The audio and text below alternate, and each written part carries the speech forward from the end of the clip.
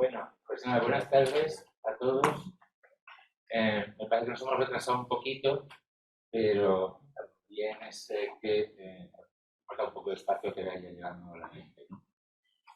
Muchas gracias por estar aquí y como en otros días explicamos que este es el aula de cultura del Colegio Notarial de Andalucía, que tenemos estas actividades culturales abiertas al público en general, con la finalidad de abrir nuestras puertas para que conozcan el colegio y digamos, también tenemos actividades en el archivo de protocolos en la calle Feria. Pues hoy nos acompaña, ya estuvo con nosotros hace un par de años, Antonio Rivero Caravillo, que tiene a todas las facetas habidas y por haber del mundo de la literatura, ¿no? Fue el primer director de la Casa del Libro, ha dirigido la revista Mercurio y otras revistas, y yo también he participado en la editorial, por paréntesis editorial, también ha sido editor, y poeta, 16 libros de poesía, el último, que hoy va a firmarnos, o nos ha firmado ya algunos, Luna sin rostro, pero también muy destacada su actividad como traductor. O sea, ha traducido los sonetos de Shakespeare, ha traducido toda la poesía de Keats, digamos, y hay una lista interminable de traducciones. En esto, pues sí, un poco otros escritores como Javier Marías o Borges, que han tenido especial dedicación a la traducción, que es el tema de la conferencia de hoy. Pero también tiene especial importancia como ensayista.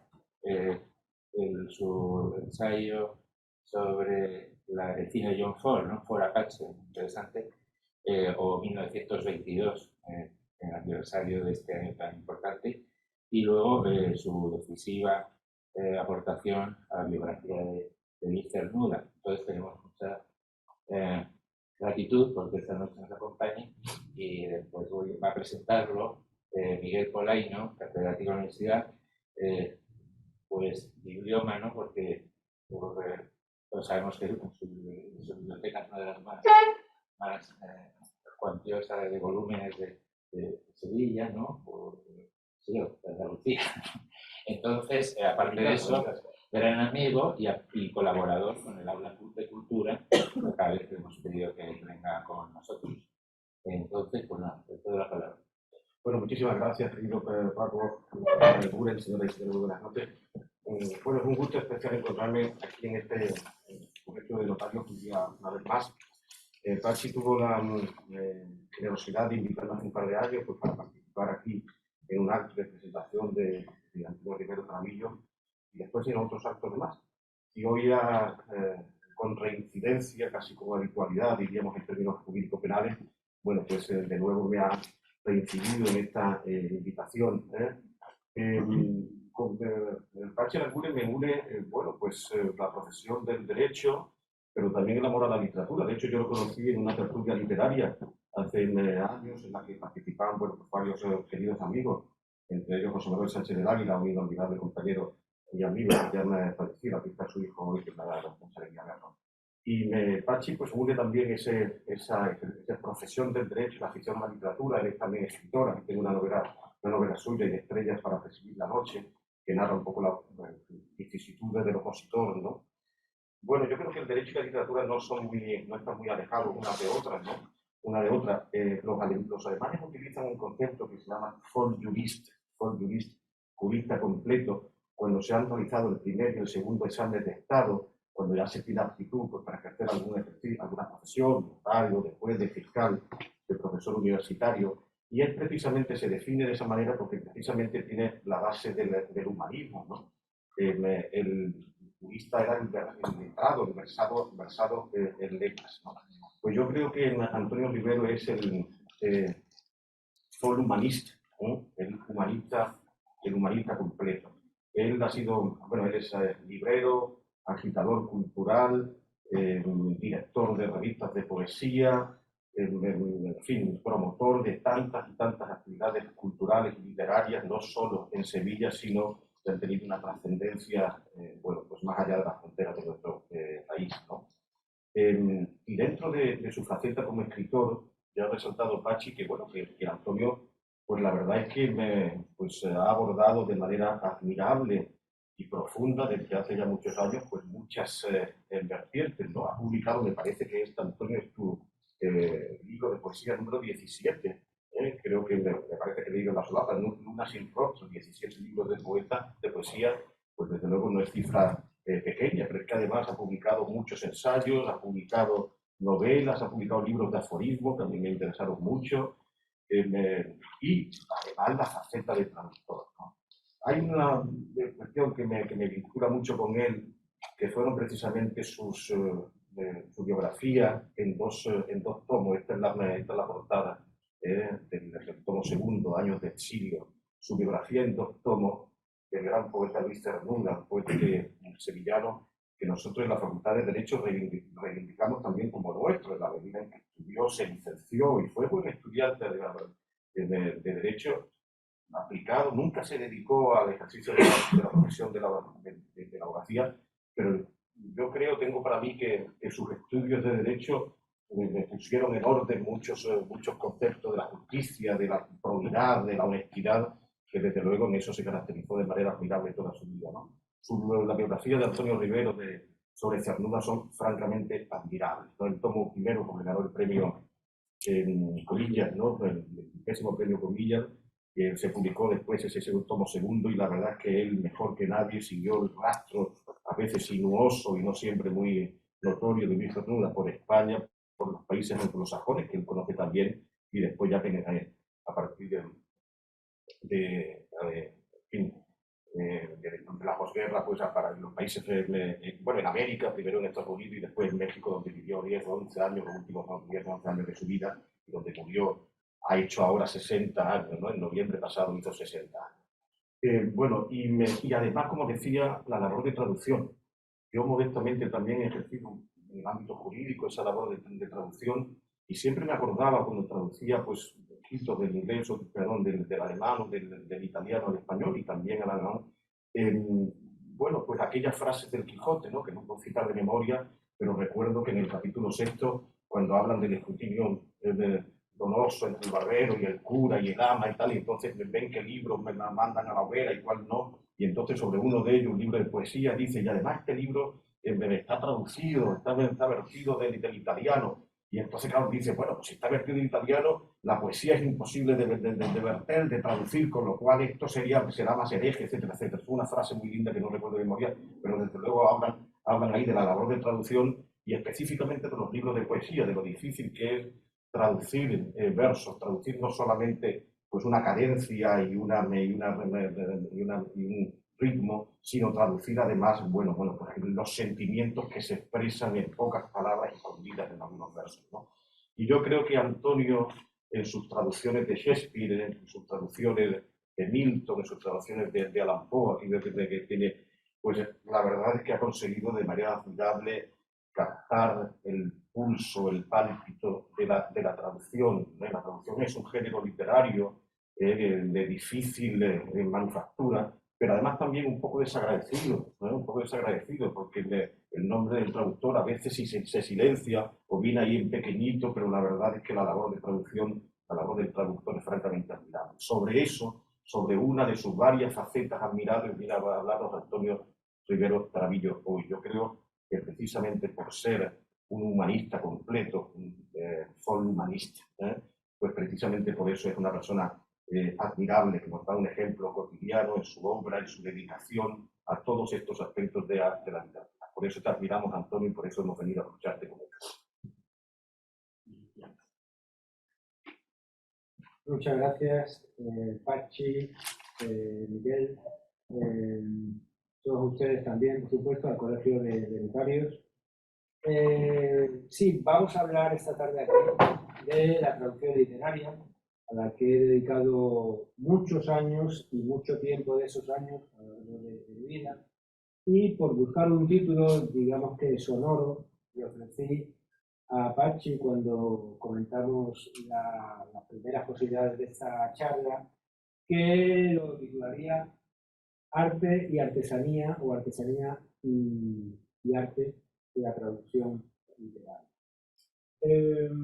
Quizás en el momento en el que yo dije esto, estaba pesando en mi conciencia, no en el sentido de que me sentía como apesadumbrado, sino que tenía en la mente unas declaraciones de Eduardo Mendoza, que acaba de sacar de una nueva novela, como ustedes saben, y en una de esas entrevistas decía que no se sentía para nada artista, sino que era un artesano. Es desde luego una, digamos que muy loable muestra de humildad, pero yo creo que ambas cosas deben ir de la mano. Hay un elemento imponderable que tiene más que ver con la creación artística, que no siempre es, digamos que, cuadrable en una fórmula, y luego es verdad que existen rudimentos, técnicas, pericias que uno adquiere con el paso del tiempo y que van afinando lo que es un arte.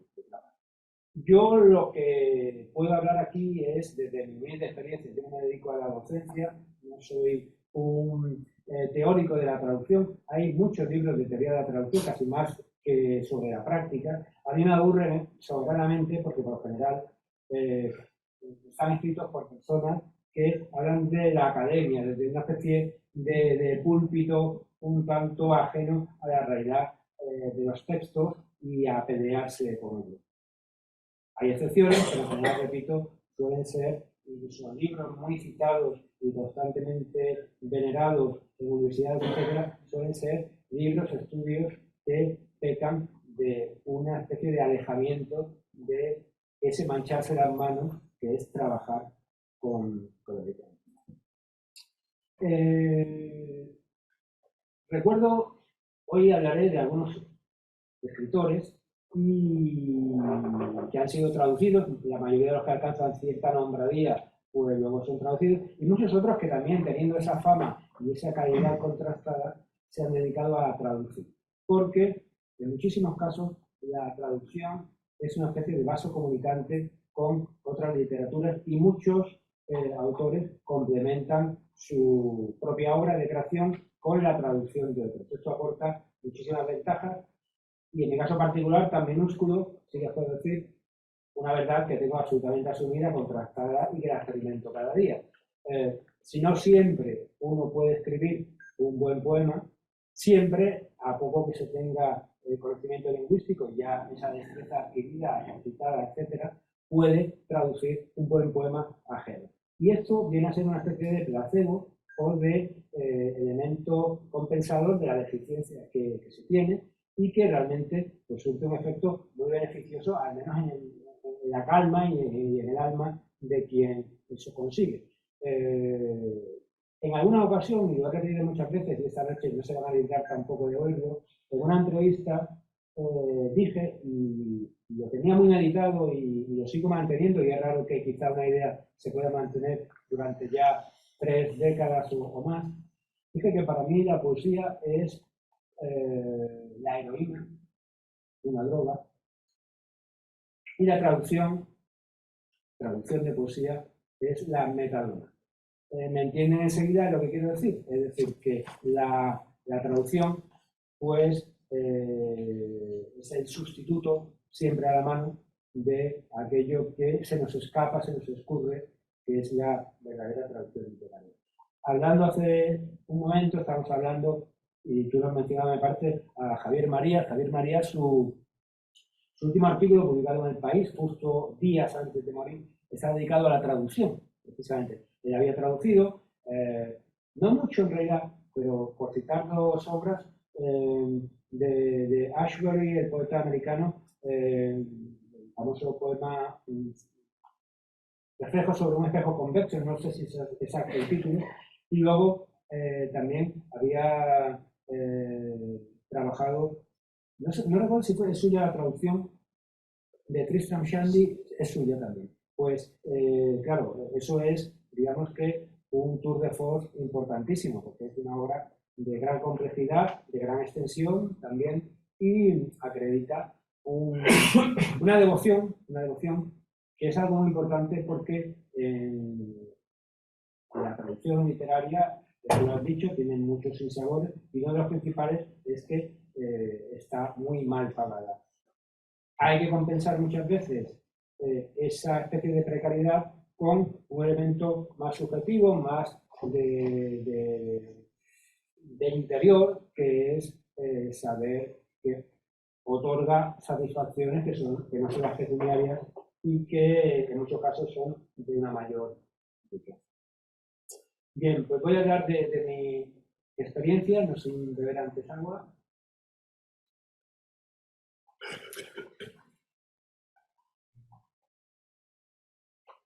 ¿Cómo empecé a traducir yo en general y poesía en particular? Pues fundamentalmente porque había una traducción de sonetos de William Shakespeare por Manuel Mujica Lainez en la editorial Visor y me pareció una traducción bellísima en edición bilingüe porque conseguía perfectamente esquivar un gran peligro que hay en las traducciones, que es lo ricioso o lo artificial. Y en este sentido, el escritor argentino lo que hacía era traducir en el decaseo blanco, que mantenía el ritmo perfectamente y evitaba la rima. Yo creo que para un lector de finales del siglo XX, como fue cuando apareció su libro, perfectamente la rima era prescindible y él iba a la médula del asunto, que es la traslación de un sentido, no solamente literal, palabra por palabra, y además envuelto en un continente airoso, robo al Quijote y a ti la palabra donoso, un contenido donoso, elegante, y eso se consigue mediante la música verbal, el ritmo y la métrica. Y esta tarde justamente, no sé si me lo han traído por la mañana o a primera hora de la tarde, a primera hora de la tarde, me ha llegado un libro de poemas que saldrá en los próximos días del escritor Eduardo Jordá, que vive aquí en Sevilla, que Eduardo es un escritor total, mucho más que yo, y en los últimos años ha traducido también muchísimo. Por ejemplo, bastante libros para la editorial Periférica y para otras. Y lo que saca ahora es un libro de poemas, que es una especie de antología comentada de su poesía hasta hoy. Y en una entrevista que se adjunta con una especie de nota de prensa al libro, él, preguntado por qué es para él la poesía o qué tiene que contener un buen poema, según él, empleó 3 términos que me van a ir muy bien para lo que yo quiero explicar hoy aquí. Él decía que tiene que reunir pensamiento, emoción y música. Y yo estoy de acuerdo, plenamente de acuerdo.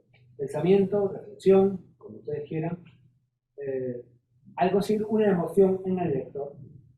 Y fíjense que, como cualquier texto literario, en realidad, esa emoción no ha de estar, por lo general, en una especie de exuberancia anímica de la intimidad del autor, sino que por los resortes adecuados conseguir como una especie de contravudú, es decir, mediante una especie de acupuntura, tocar los puntos sensibles del lector, saber qué flanco atacar de forma que el lector llegue a emocionarse.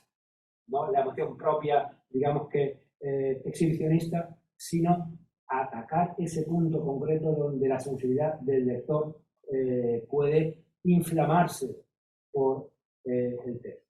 Y luego, en mi opinión, es innegociable la música, el ritmo. Tanto es así, que fíjense que si falta este tercer elemento del trípode, la música, probablemente quede el pensamiento, pero se nos cae, se nos desmorona, se derrumba la emoción. Porque la emoción no es solamente las palabras que se emplean, amor, dolor, tiempo, muerte, sino es su orden, es, digamos que, la adecuación de todo eso a un modelo, a un patrón, y es fundamental que el poema tenga su música. Y les invito a todos ustedes a que esta noche, mañana, pasado, cuando tengan ocasión, cojan un poema, incluso un texto en prosa que les guste, cambien las frases de orden, y no ya las frases, sino el orden de las frases, de las palabras en el interior de las frases, y en un verso cambien sin que el significado se modifique, grupos de palabras con artículo, sustantivo, verbo, etcétera, lo cambian, y diciendo lo mismo, no es el poema que realmente escribió su autor, y desde luego no consigue la emoción, porque la emoción tiene que apoyarse en una, digamos que, memorabilidad, en una capacidad de impresión de la palabra en ese material maleable que es la sensibilidad del lector mediante el ritmo. Y las mismas palabras, en orden distinto, rompen el verso y su emoción. Y yo eso, vuelvo al discurso que estaba mirando, lo advertí muy pronto cuando en esta traducción de Shakespeare a cargo de Mujica Lainez, que solamente era un tercio de los inmejorables sonetos, esa traducción me invitó de algún modo a decir, bueno, voy a traducir aquellos que no tradujo Manuel Mujica Lainez, es decir, como 2/3 del total.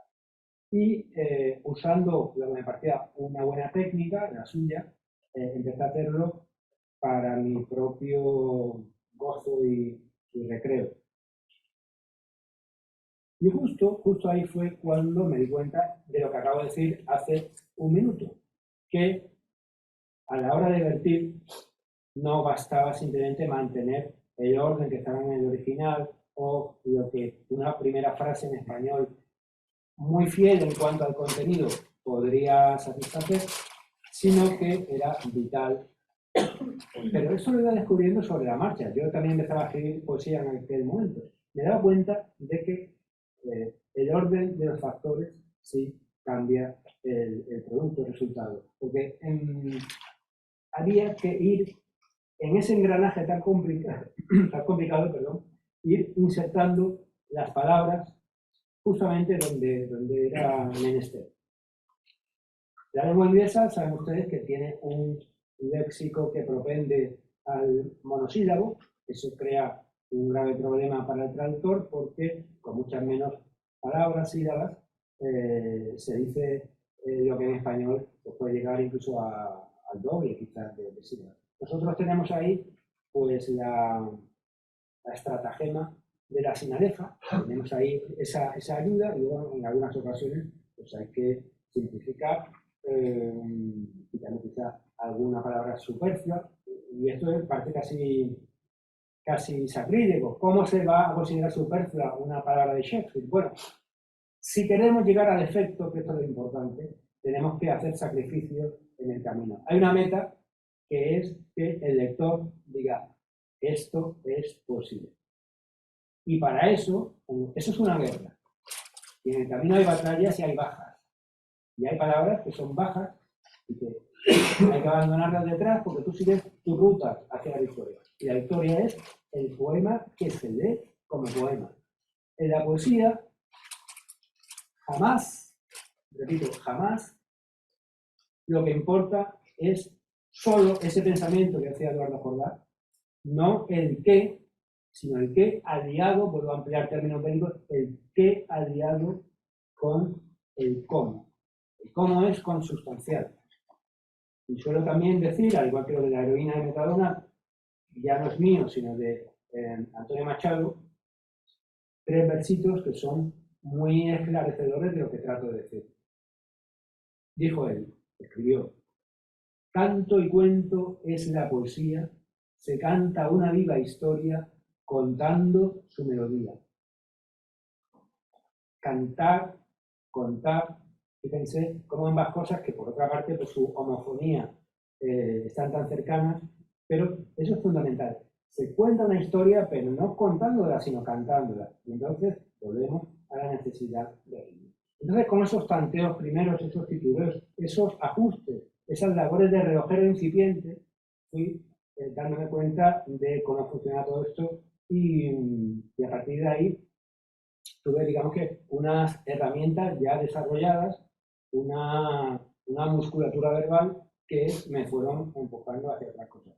Descuiden que no les voy a contar todas las traducciones que he hecho, pero sí quería de esta primera ver el método para que comprendieran, digamos, que el marco de todo esto.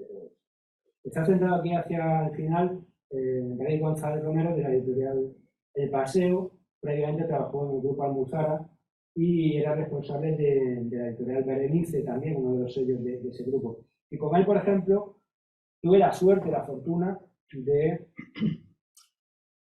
traducir o publicar una nueva traducción de los sonetos de Shakespeare, que ya la tenía en Renacimiento, junto con todos los poemas de Shakespeare, que tienen unos cuantos, no solamente la obra dramática, y en un tomo muy hermoso en la editorial Biblioteca de Literatura Universal. En aquel tiempo él también era responsable de su gestión y de su factura. Y ahí más o menos utilicé la misma técnica, pero lo que quería decir a este respecto es que de la primera traducción que hice para el Renacimiento a esta que hice para la Biblioteca de Literatura Universal, la Blue, que todavía hay ejemplares por ahí, aunque desgraciadamente es un proyecto que no se ha continuado, hice modificación.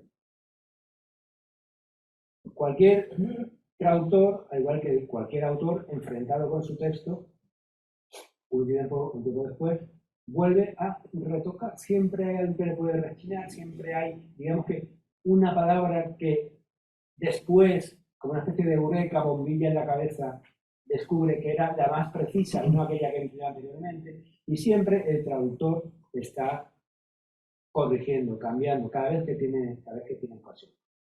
Tanto es así que después el libro, no toda la poesía completa como está en la Blue, pero sí los sonetos se han vuelto a publicar en Alianza Editorial en varias reediciones. En las reimpresiones ya no lo he tocado y tampoco voy a estar como Juan Ramón Jiménez constantemente cambiando las cosas. Pero en Alianza Editorial ya hubo cambios respecto de la edición de la Blue, porque es una cuestión de afinar. Ustedes por la mañana, probablemente, mientras están desayunando en el baño, haciendo lo que sea antes de salir de casa, estarán escuchando la radio. A veces la radio, por un meneo, por una mano tonta que se ha cambiado un poco, por cuestión atmosférica incluso, pierde la sintonía que tenían. Entonces tienen que ajustar otra vez el dial a efecto de conseguir que ese programa que suelen escuchar se vuelva a oír, o cambiar a otro que no lo suelen escuchar y hay que localizar. Eso es una labor de precisión manual de ajuste. El traductor es lo que suele hacer constantemente. Y ya voy a terminar, pero quería mencionar a David porque le debo mucho, porque como editor fue importante para mí en una época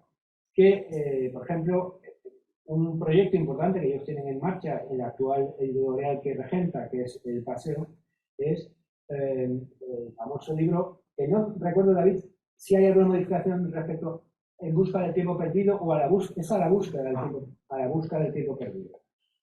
Una traducción que ya publicó en Valdemar, Mauro Armiño, gran traductor, ese sí que es un traductor con una obra sólida y amplia detrás, y él, pasado un tiempo, la ha querido retocar y corregir.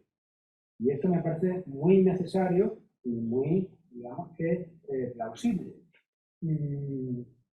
No solamente ha tenido en cuenta notas de la investigación filológica que se han ido poniendo en circulación, en los últimos tiempos, sino que también él ha ido afinando, moviendo el dial para que no él, sino para que el lector escuche mejor ese programa de radio que él ha ajustado con su trabajo. Esto me parece muy, muy importante. Ya termino contigo, David, te dejo tranquilo. Una cosa muy interesante que publicaste en Berenice y que recuerdo con mucho agrado fue una edición comentada de un poema fabuloso de nuestro paisano, José María Blanco White, que se titula Night and Death, la noche y la muerte. Y tuvo la feliz idea de reunir a diferentes traductores, creo que todos eran poetas también, de manera que todos ellos ofrecieran su propia versión del mismo poema, realmente. Esto también es muy ilustrativo sobre lo que es la traducción. El poema en inglés es el que es, 14 versos con sus 10 sílabas, porque son pentámetros yámbicos, que son 10 sílabas, la última aguda por verso. Y es lo que es, no hay nada más. Pero claro, eso a la hora de verterse adquiere muchísimas posibilidades, tiene una especie de coloratura, un abanico de posibilidades absolutamente inmenso. Unos lo hicimos sin rima, otros con rima, de muchas formas distintas. No recuerdo si, por ejemplo, alguien optó, que es posible y bueno, no hay que poner, digamos, ninguna pega. Yo no, a mí no me gusta, pero se puede hacer. El alejandrino. El alejandrino es un verso que tiene más holgura y caben mejor las palabras, pero pierde el ritmo del mecasiego, que es, digamos, el rey de todos los. Pero fíjense cómo en un libro había varias traducciones de varios poetas y el lector se enfrentaba a esas traducciones y podía comparar, podía elegir y pudiera darse el caso, no lo sé, que a lo mejor un cuarteto o un serentesio del original pudiera preferirlo en una versión y luego, sin embargo, otro distinto en la de fulanito en vez de la de menganito. Esto puede suceder, porque esto también es como la fábula o el apodo de la liebre y la tortuga. Se va uno acercando al ideal de la traducción o a la traducción ideal, pero nunca llega, siempre se desplaza y la tocamos, la queremos tocar, hacemos ademán de rozarla, pero pum, se va un poquito más allá. Lo importante es la intención. Lo importante es no conformarse con que yo estoy aquí y el texto está allí y yo no hago un esfuerzo para doblarme y acercarme y, si puedo, tocarlo. Lo importante es ese empuje interno que requiere muchas veces correcciones y trabajos adicionales que encaminan a esa consecución. Y tengo que beber agua otra vez, ahora continúo.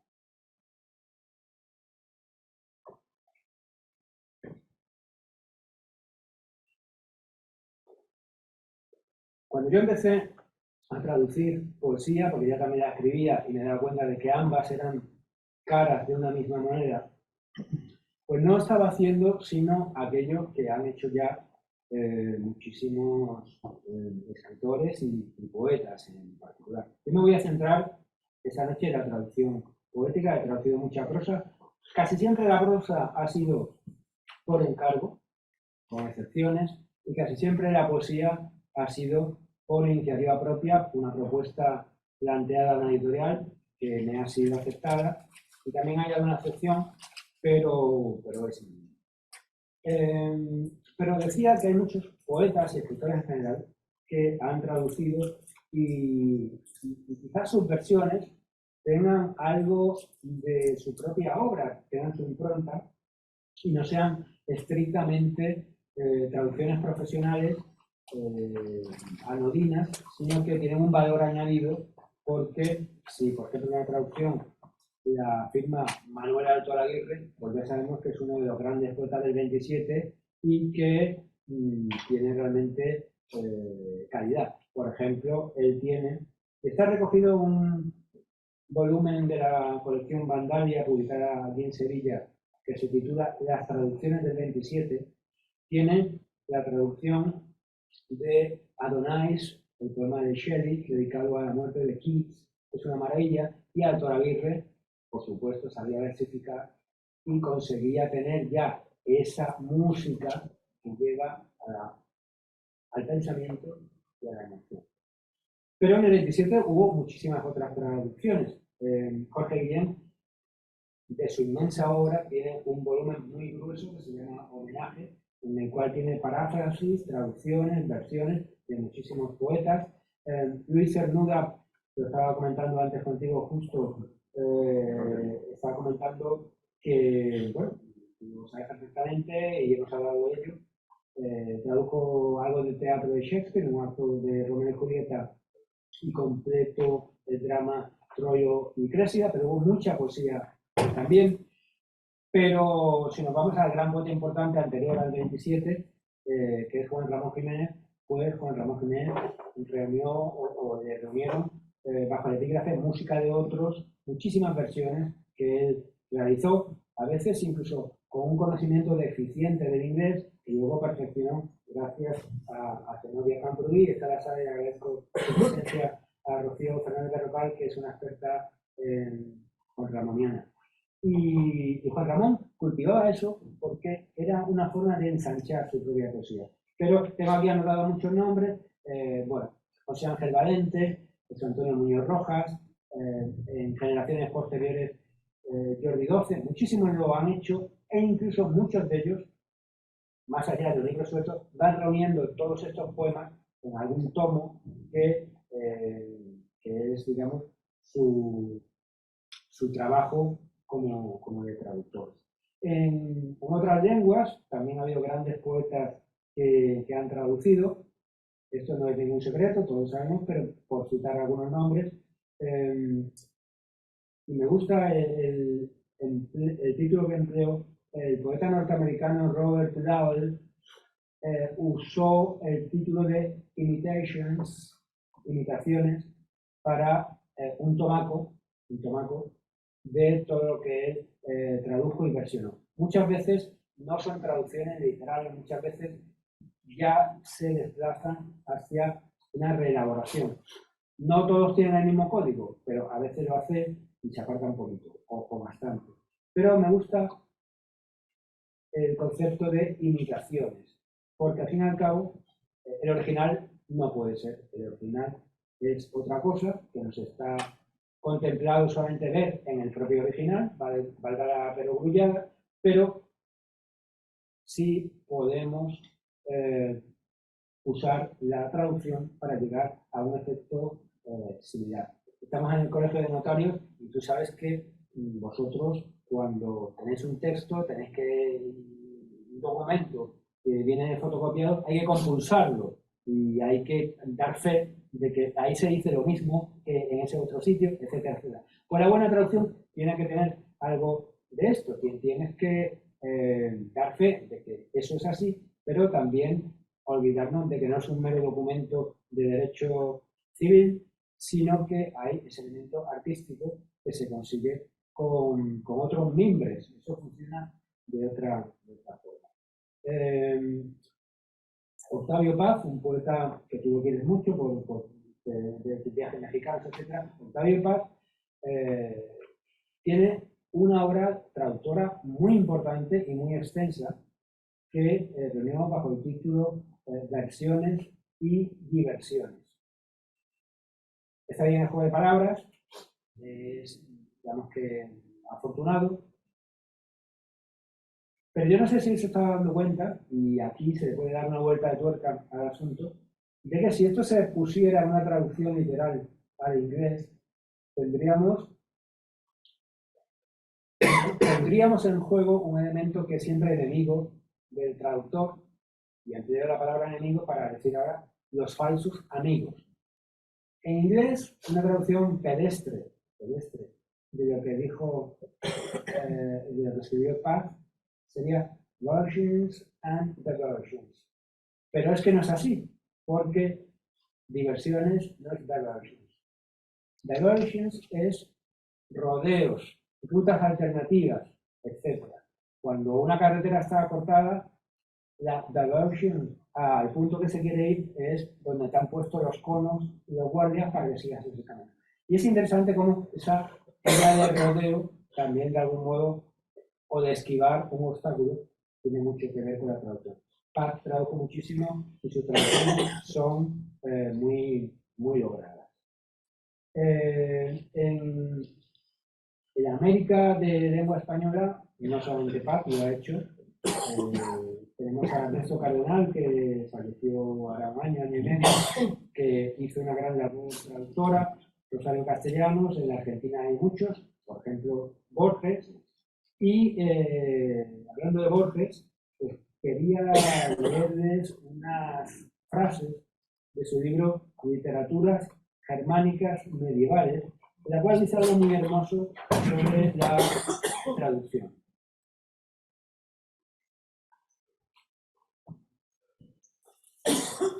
Estos días, preparando esta charla que compartimos, he estado leyendo un libro sobre Walter Benjamin, el filósofo que tiene un texto muy citado que es La tarea del traductor. Y ahí se incluye literalmente una nueva traducción de Benjamin. Y tanto en Benjamin como en George Steiner, aunque no tanto en este segundo, que son teóricos de la traducción, hay quizás una aridez muy agudizada en el caso de Benjamin, que en alemán, como se expresaba, realmente hay una densidad a veces asfixiante, muchas veces es difícil saber qué está diciendo él ahí. Y si esto se complica además con ese mundo judío, hebreo, en el cual la palabra en realidad es el verbo y Dios tiene una consideración muy especial que se filtra en todo, las alusiones a la traducción como algo sagrado en Benjamin son realmente complicadas y yo no disfruto, me ha dejado absolutamente frío. Sin embargo, Borges, muy preocupado siempre, digamos que por la cábala, por lo hebreo, por los mitos hebreos, por todo lo que tiene que ver con esa tradición y con muchas otras, porque ya digo que la cita que voy a leer es de literatura germánica medieval, tiene unas palabras que las lea cuando las lea, y lo he hecho una decena de veces, a mí me emocionan. Tienen la emoción frente a la frialdad teórica, árida, absorbida hoy por la academia de Benjamin. Y dice así, no sin antes de ver, esta hago porque es que lo necesito, de verdad.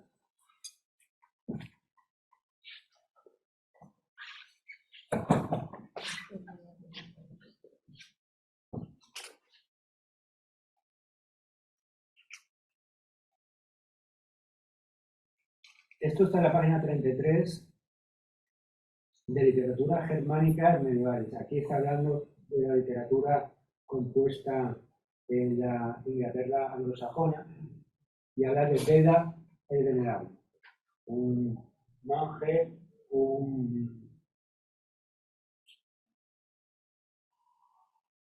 erudito, un artífice de una importante actividad cultural que hubo en el norte de Inglaterra, en el reino de Northumbria, muy citado por Borges, si no me equivoco, en el siglo VIII. Beda, muy enfermo, estaba traduciendo al anglosajón el Evangelio de San Juan.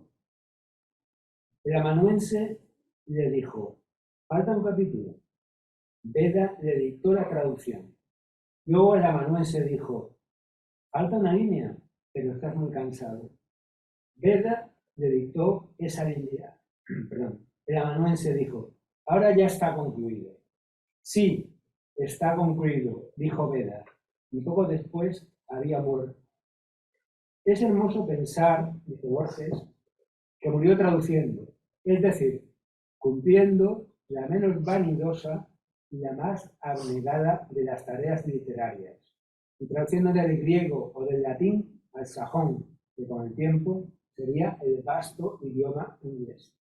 Me quedo con esta doble línea que dice, cumpliendo la menos vanidosa y la más abnegada de las tareas literarias. Esa es la traducción. El traductor siempre ocupa un lugar subsidiario respecto del autor, y está bien que así sea, pero no hasta el punto de tolerar el desprecio que durante mucho tiempo ha habido. Traductores ha habido, y afortunadamente ya no hay o hay menos, que realmente han sido vilipendiados y robados literalmente de sus derechos a lo largo de los tiempos. y con una especie, y esto entre hombres de derecho, con una especie de alevosía que es absolutamente increíble. Bien, yo voy a ir terminando porque es que podría estar hablando toda la noche y quizá alguna intervención, algún comentario, preguntas, pues sería interesante y yo lo acogería encantado. No sé muy bien qué hacer, porque yo tengo aquí muchos poemas que he escrito sobre la traducción, muchísimos. Y quizá lea alguno comentado, y luego voy a leer alguna traducción también de Poe que he traído para que vean una traducción mía y al oído de ella puedan de algún modo entender lo que siempre he tratado de hacer. Hay fuera ejemplares de mi último libro, Luna sin rostro, que ha salido en Pretextos hace unos días, y en él se incluye, en él se incluye un poema que se titula La extrañeza de las cosas. No es un poema particularmente bueno, en mi opinión, pero es un poema originado por una cuestión traductológica que sí que es interesante. Quizás el pretexto, valga el juego de palabras con el nombre de la editorial, sea más interesante que el propio resultado. Porque un día, leyendo una revista inglesa, vi una traducción al inglés de un poeta cubano. Y de ahí surge esto. La extrañeza de las cosas a Oscar Cruz, que era el autor traducido al inglés. Descubrir a un poeta de tu lengua en una traducción. Imaginar sus verdaderas palabras tras la cortina limpia de otro idioma, opaca casi. Súbitamente te sientas a su lado reescribiendo sus versos, tocando a cuatro manos la sonata de sus notas intuidas tras la venda de los ojos en los oídos.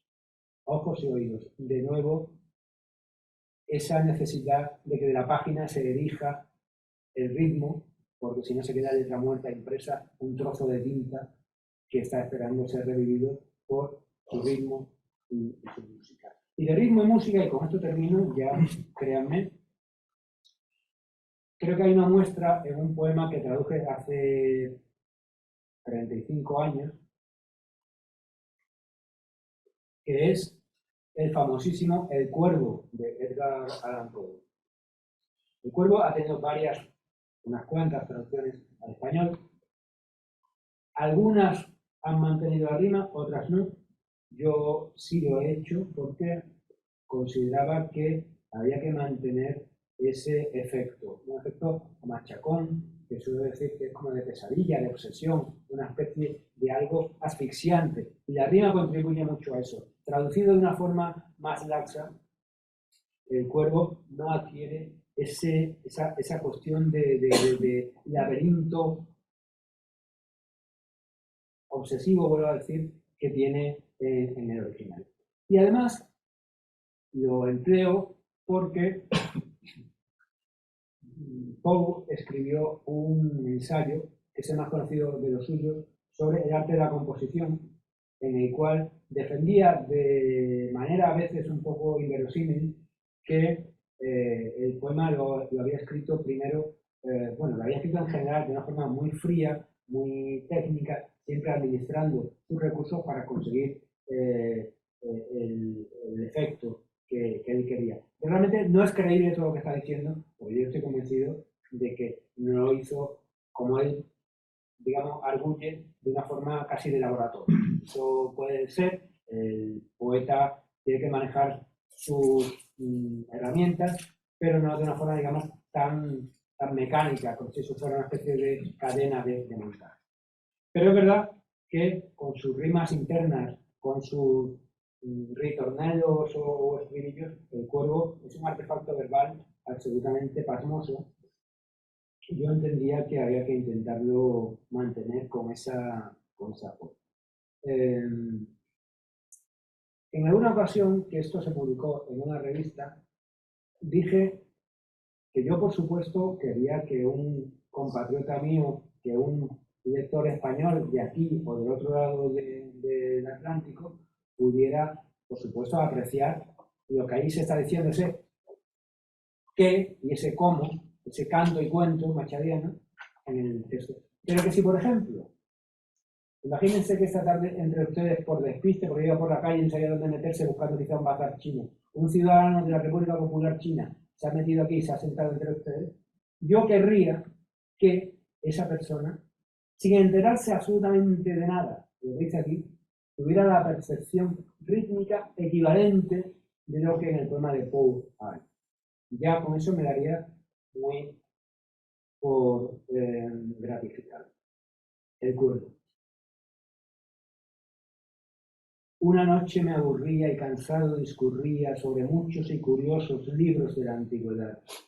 Y mientras cabeceaba, escuché como una aldaba. Suavemente alguien llamaba a la puerta de mi hogar. Era una visita, dije, a la puerta de mi hogar. Esto solo y nada más. Lo recuerdo claramente, era un diciembre inclemente y cada ascua muriente caía al suelo espectral. Anhelaba el nuevo día, pues ningún libro podía, ya no vivía, mi tristeza disipar. Los ángeles la llamaban Leonor clara y sin par. Su nombre aquí ya no más. Y al frufru incierto y cuidado del cortinaje morado, con desusado terror me puse todo a temblar. Para callar mi latido, otra vez dije del ruido. Una visita habrá sido en la puerta de mi hogar, una visita tardía a la puerta de mi hogar. Eso es todo, nada más. Cobró fuerzas luego mi alma y con renovada calma, señor, exclamé, señora, me tiene que disculpar, pues caí en un sueño breve y fue su llamar tan leve y fue su tocar tan leve a la puerta de mi hogar que apenas pude oírlo. La puerta abrí de mi hogar, solo había oscuridad. Me asomé a la sombra espesa con temor y con sorpresa, dudando, soñando sueños que antes nadie osó soñar. El silencio perduró, la quietud no se quebró, y ese nombre de honor solo acerté a susurrar. Leonor, murmuró el eco, devolviendo en susurrar. Esto solo nada más. Regresando a mi aposento, en ascuas mi pensamiento, oí de nuevo unos toques con redoblado llamar. No cabe duda, diría que es algo la celosía. Decidí ver qué lo hacía para el misterio aclarar. Acudí con sangre fría para el misterio aclarar. Será el viento nada más. Abrí la ventana al cielo cuando con un raudo vuelo entró un imponente cuervo de otra más sagrada edad. Ni me hizo reverencia, ni recató su impaciencia, mas posó con suficiencia a la puerta de mi hogar. Posó en un busto de palas a la puerta de mi hogar. Allí posó y nada más. Con el decoro hilarante de su severo semblante, consiguió el pájaro de ébano que olvidara mi pesar. Aunque seáis mucho roso, no me parecéis medroso, antiguo cuervo horroroso de la orilla nocturnal. ¿Cómo os llaman en la orilla plutoniana y nocturnal? Dijo el cuervo, nunca más. Me pareció cosa rara que el torpe pájaro hablara, aunque fuese su respuesta tan vacía y tan banal, pues nunca por descontado un humano ha contemplado a un tal volátil posado a la puerta de su hogar. Bestia o ave sobre un busto a la puerta de su hogar que se llame nunca más.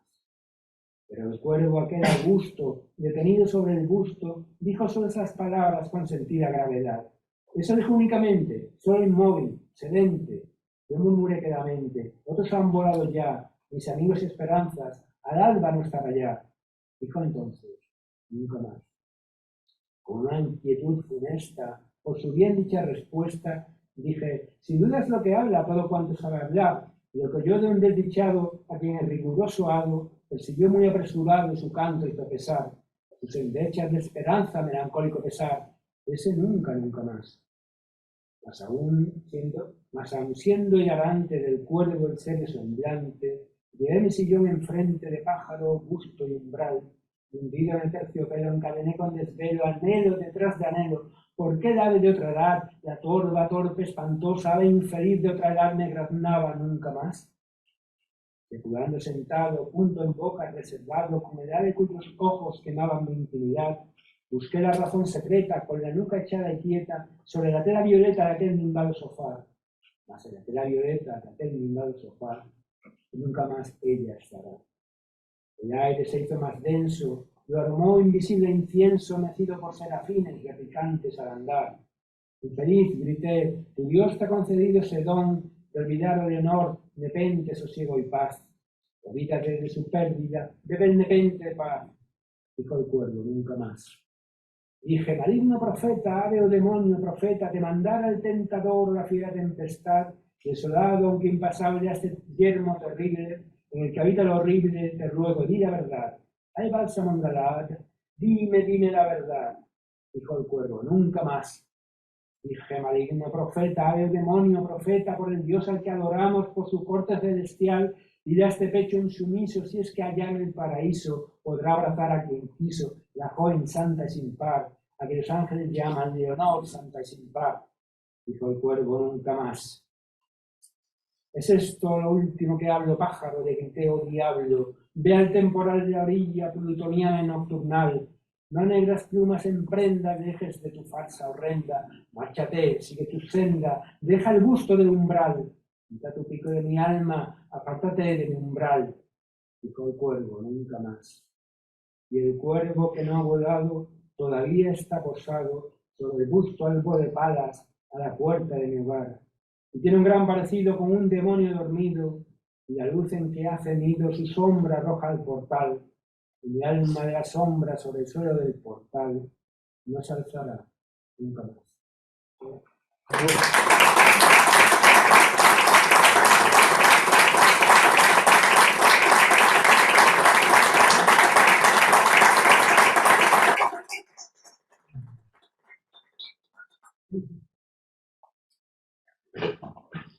Bueno, excelente, la verdad que ha sido un gusto escucharte, Antonio, ¿no?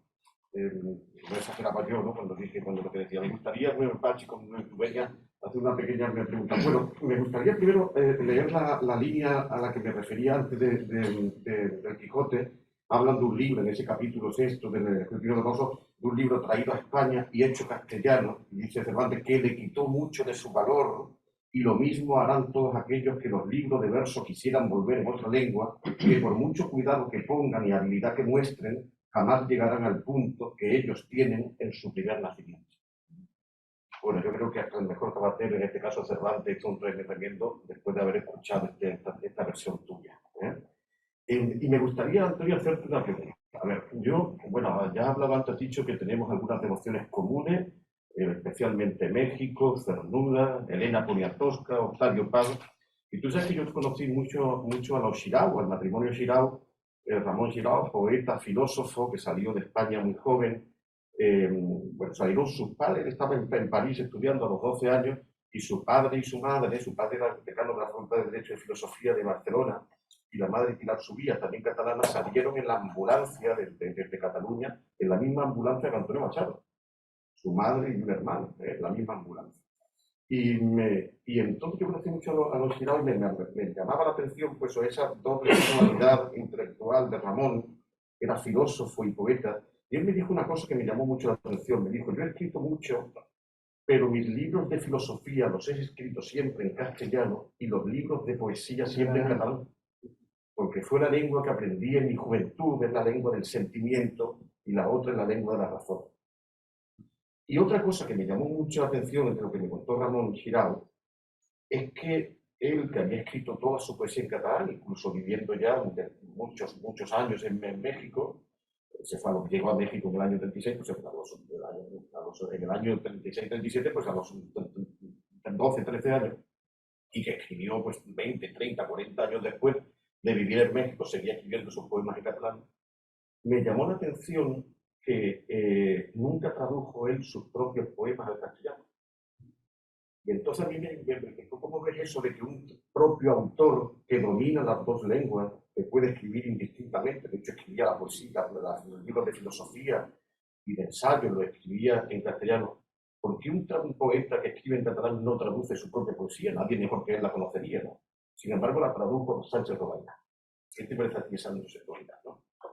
Bueno, para empezar me parece muy interesante. Realmente era muy Xirau que yo en catalán hasta muy avanzado, me dio a los 90 y tantos y este poco y tienen una negocia en catalán. Y al final un poco desmemoriado ya, Sí, sí. te hablas en catalán. Sí, sí. Me parece lógico que por una parte digamos que el castellano o español como lengua de discurso funcional y para una comunicación, para no nos engañemos, llegar también a quien quería llegar por cuestiones de comunicación, empezando por el país que lo acogió, México, porque claro, si él una obra de pensamiento, etcétera, la escribe en catalán, pues eso no tiene ningún sentido. Sin embargo, es absolutamente lógico que la poesía la hiciera en su lengua materna, por decirlo así, más que nativa. La lengua es la que ha tenido el desarrollo de cuando era niño, sus relaciones familiares, y eso marca una huella decisiva. Yo en los últimos meses, iba a decir, pero en realidad en los últimos par de años, he trabajado muchísimo, y bueno, se lo anuncio ya, un anuncio, publicidad. Pronto saldrá pronto, a lo largo del año, calculo, una biografía mía del gran escritor gallego Álvaro Cunqueiro, ¿vale? Que no existía y ha habido aproximaciones, pero realmente una biografía, digamos que anglosajona, como la de Cernuda y alguna otra, la de Cernuda, amplia y rigurosa no existía. Bueno, a lo que iba. Esta pregunta se la plantearon muchísimas veces a Cunqueiro. Cunqueiro tenía obra en castellano, obra en gallego, a veces él se traducía, a veces no. Pero él dijo, y esto me ha leído infinidad de entrevistas, y más o menos lo que siempre decía es que él era un escritor absolutamente bilingüe, absolutamente, pero que la poesía en realidad le salía también escribida inicialmente en gallego, porque era la lengua de su madre, la lengua que él de niño había usado para forjar ese imaginario gallego tan potente de la gente que contaba historias con la botica de su padre. Todo esto como lengua literaria inicial, y él comienza publicando poesía en gallego, y ya realmente casi toda la poesía que escribió, con alguna salvedad, fue en gallego. Y muy interesante también, muy interesante, que mientras fue director de Faro de Vigo, y no solamente en aquel periodo importante, Cunqueiro tradujo muchísima poesía extranjera al gallego. No al español, al gallego. Porque él quería que su lengua pues se codeara con las principales lenguas y tradiciones literarias del mundo, y para eso era preciso abrirla a las grandes obras de los grandes autores. A veces se pasaba tres pueblos, como se suele decir, porque a veces incluso se inventaba autores. Él tenía esa picaresca, ese juego de a veces sacarse, digamos que apócrifos, heterodoxos, o colar pues, un poeta rumano, pero sé que ya se ha comprobado que no existe. Pero era un juego para su propia estatua. Pero viene de los autores conocidos y que saben los manuales, que tiene muchísima traducción. Y él emplea una palabra para esas traducciones que en gallego es anosar. Anosar es hacer, nos es nosotros, anosar es hacerlo nuestro, apropiarnos.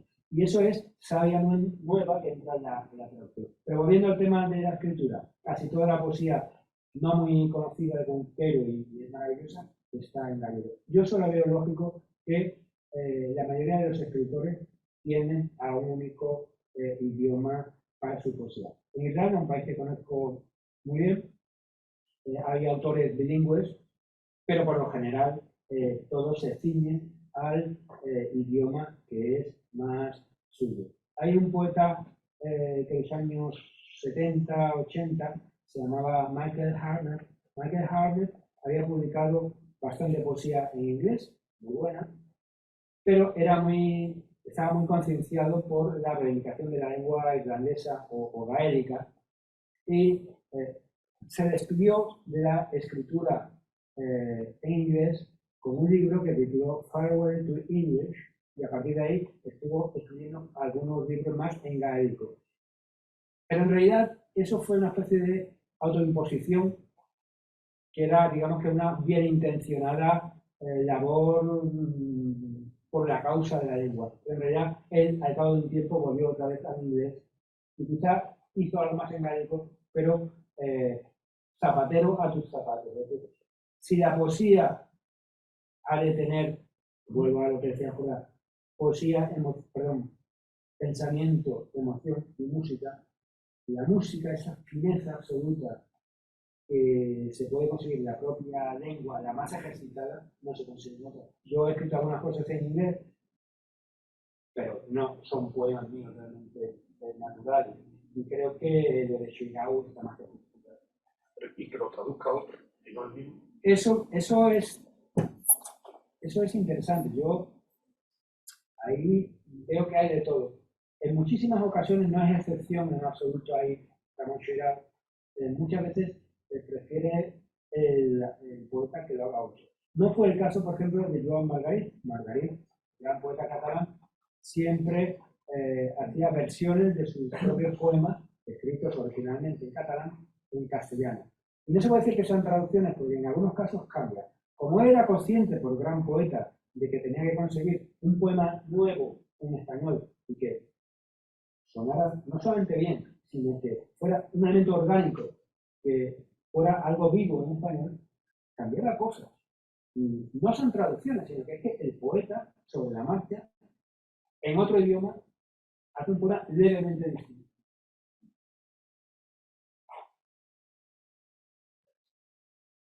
Bueno, ¿alguna otra pregunta? Estudiando a Cunqueiro, ¿te has encontrado los romances que según él escribió y que le daba en papeles a los ciegos que se los pedían? Sí.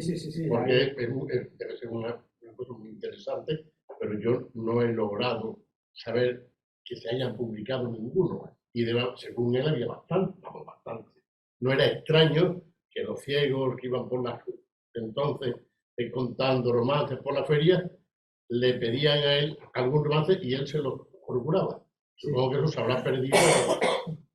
No, yo he leído el texto de varios. He visto textos así, digamos que populares, también para la fiesta de los mayos de Cunqueiro, una fiesta popular, que tiene letras que antes de la guerra, por supuesto, se cantaron y tuvieron una coreografía, etc. Y de estos romances he leído algunos, están recuperados, no son de fácil acceso, pero sí los he visto. Y la mecánica del asunto es que él, que era muy pródigo en muchas cosas, pues, como era en aquella época habitual y en Galicia por su proverbial atraso, era más aún, pues eso, el ciego iba cantando romances de pueblo en pueblo y él en alguna ocasión, a partir de un suceso, pues hizo algún romance. Sí, yo tengo localizado alguno.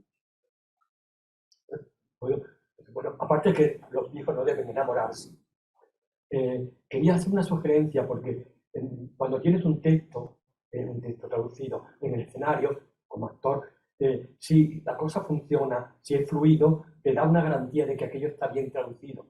Sin embargo, cuando aquello no penetra, te encuentras con dificultades, algo falla, ¿no? Yo he probado, por ejemplo, de Tempest, con una traducción de Carlos Puyol, que era fantástica y me funcionaba magníficamente bien. Sin embargo, con Rodríguez Marín o con Manuel Ángel Conejero y el Instituto de Shakespeare, eran traducciones muy... Para leerlas estaba bien, pero para decirlas en escena te resultaba difícil, ¿verdad? Sí, a ver, eso es complicado y yo realmente soy muy ajeno al teatro, confieso mi deficiencia ahí. Otro anuncio de publicidad, en los próximos meses va a salir también una traducción de Hamlet que he hecho en verso, en las partes que en verso están en el tono. Y claro, yo sé que eso en la página funciona y que tiene una gran eufonía. Se me escapa si sobre las tablas eso seguirá siendo así o no. Pero creo que probablemente lo que es buen verso sobre el papel puede serlo sobre el escenario, porque es una cuestión de acentos y de ritmos. Y si todo eso está bien medido, a lo mejor no es problema del traductor, sino a lo mejor de quien lo va a interpretar, le falta esa finura para el verso clásico. Ese oído absoluto, ¿no? Como tienen los músicos. Hay otra cosa que una sugerencia. ¿No has probado traducir al revés? O sea, por ejemplo, coger el castigo sin venganza de Lope y traducirlo al inglés. No, porque no estoy capacitado. Ayer por la mañana tuve que hacerme un análisis de sangre para distraerme, porque a veces me pongo nervioso y se lo dije a la enfermera para evitar ningún problema. Era una señora ya mayor y me dio un poco de palique para que yo me distrajera. Es una estrategia muy habitual. Entonces, bueno, ¿y tú a qué te dedicas? por no decir que escribía, porque eso es un poco embarazoso, dije, soy traductor, pero de libros, ¿eh? Ah, sí, entonces tú traduces del inglés al español y del español al inglés. No, todo esto mientras me estaba escuchando. Y decía, no, yo al inglés no traduzco. Yo quizás pueda traducir, digamos que algo para comunicación, algo normal, un artículo de prensa, una carta al director, vale, sí. Pero un poema no. Un poema no, porque volvemos al de Shirao y al de Cunqueiro. Ahí hay una especie de hondura lingüística que hay que respirar en la lengua y se me escapan matices. Todo traductor ha de traducir a su propia lengua. Hay personas que son bilingües por educación, familia, etcétera, y ambas se pueden considerar lenguas en igualdad de posición. Pero sería por mi parte temerario traducir más allá de una carta al inglés. Puedo colaborar. Ahora me acaban de traducir al húngaro, me voy dentro de unas semanas a Budapest para un acto en el Cervantes, no solamente a mí, a varios poetas de Europa nos llevan, y yo estuve el año pasado trabajando con mi traductor. Y fue muy interesante y enriquecedor porque, ya lo sabía porque yo he sido traductor de otro, pero se consulta y siempre es cuestión de tratar de afinar. Hay aparentemente dos sinónimos, pero en realidad la que vale es solamente una de esas palabras. Y hay que dar con ella. Oye, ¿y tú aquí qué querías decir? Y no sé qué. Y no sería esto, a veces te pregunta cosas que ni te habías planteado. Pero es útil trabajar con el traductor. Pero claro, esta persona es húngara, sabe español. Yo no podría traducir a otra lengua. Conozco o leo algunas, pero seamos serios. Yo puedo dar el do de pecho hasta donde llego, más allá no llego, pero hasta donde llego en español. Yo decía como divertimento, como ejercicio.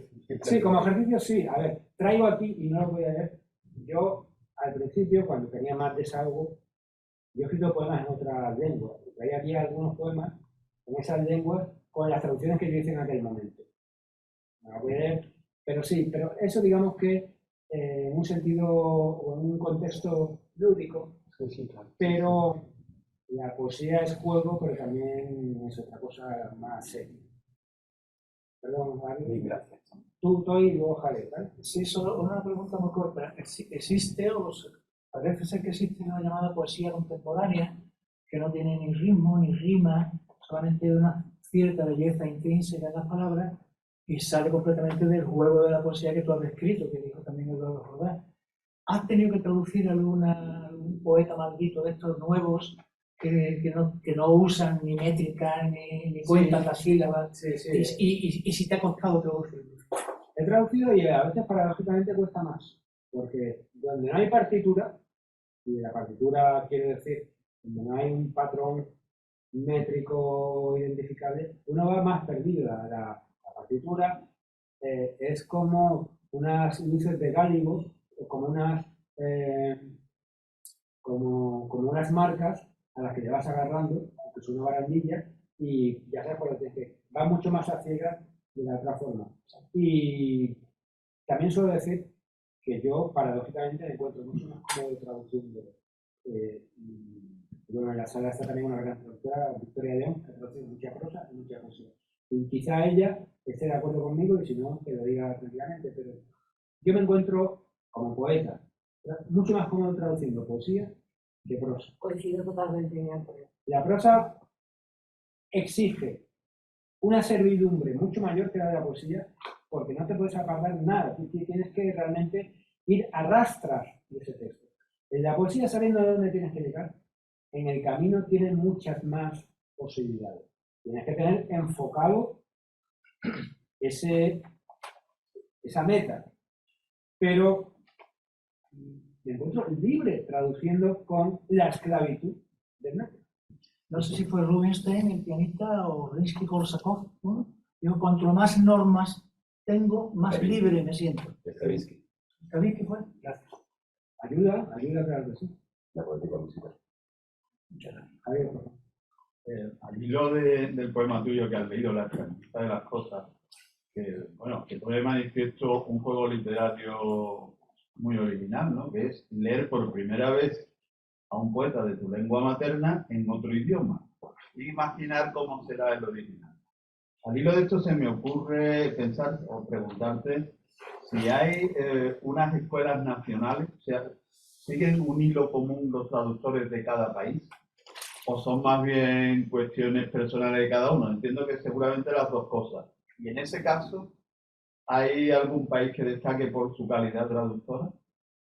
A ver, hay tendencias y en realidad todo esto es más bien cuestión de individuos que de países o bloques. Hay muchas estrategias para traducir y cada cual adopta la suya con resultados distintos.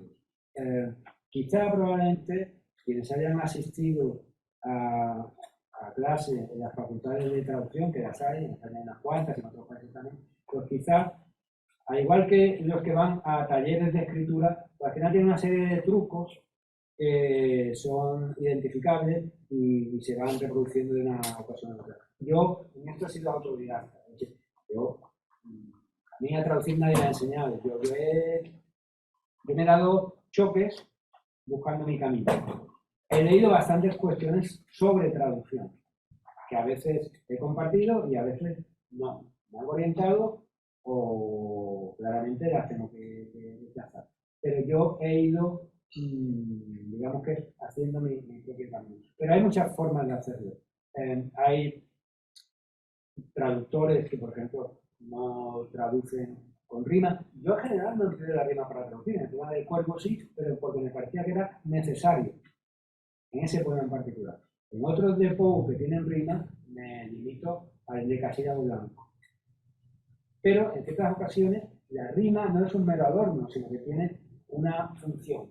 Cuando la función es tan importante que se eleva a el motor del poema, pues no vas a dejar al poema coche sin motor porque no anda. Bueno, yo creo que vamos a dar ya para no cansarnos más y para no cansarle más a él. Y vamos a dar por terminado este acto, agradeciendo a él y a Miguel y a vosotros por vuestra atención. Muchas gracias.